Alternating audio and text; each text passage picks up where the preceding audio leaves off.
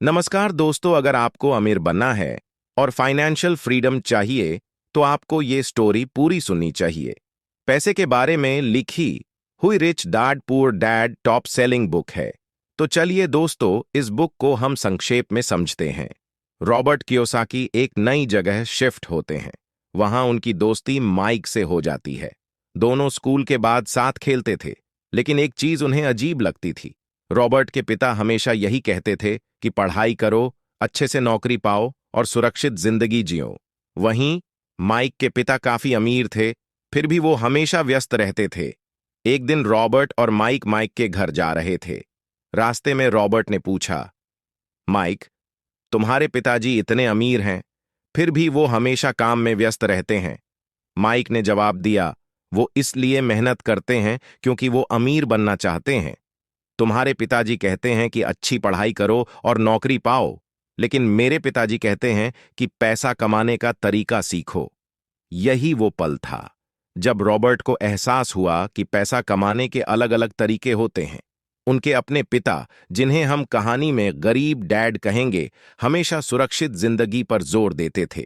वहीं माइक के पिता, जिन्हें हम अमीर डैड कहेंगे, पैसा कमाने के नए नए तरीके खोजने में लगे रहते थे। कुछ दिनों बाद रॉबर्ट और माइक दोनों थोड़े पैसे कमाना चाहते थे। वो अमीर डैड के पास गए और उनसे मदद मांगी। अमीर डैड ने उन्हें मुफ्त में कुछ नहीं दिया। उन्होंने कहा, पैसा कमाना सीखने के लिए मेहनत करनी पड़ती है। इसके बाद उन्होंने रॉबर्ट और माइक को एक काम दिया। आस पड़ोस में जाकर उनकी पुरानी कॉमिक बुक्स बेचनी थी। रॉबर्ट और माइक ने मेहनत करके काफी सारी कॉमिक बुक्स बेच दी, लेकिन सारा पैसा खर्च करना पड़ा। जब रॉबर्ट और माइक ने सारे पैसे खर्च कर दिए, तो वो अमीर डैड के पास वापस गए। अमीर डैड ने उन्हें समझाया कि उन्होंने जो पैसा कमाया, वो दरअसल उनके पास नहीं रुका। उन्होंने उसे खर्च कर दिया। उन्होंने बताया कि अमीर बनने के लिए सिर्फ पैसा कमाना काफी नहीं है।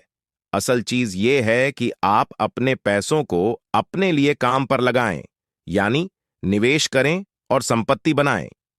संपत्ति वो चीजें होती हैं जो आपके लिए पैसा लाती हैं, जैसे किराए पर दिया गया मकान। वहीं दायित्व वो चीजें होती हैं जिन पर आपका पैसा खर्च होता है, जैसे कि आपकी कार। अमीर डैड ने रॉबर्ट और माइक को एक और सबक सिखाया। उन्होंने उन्हें अपने बिजनेस में पार्टनर बना लिया। वो बिजनेस था नमकीन बादाम बेचने का। इस बिजनेस से होने वाले मुनाफे को उन्होंने किसी और चीज में लगाया, जो उनके लिए और ज्यादा पैसा लाती थी।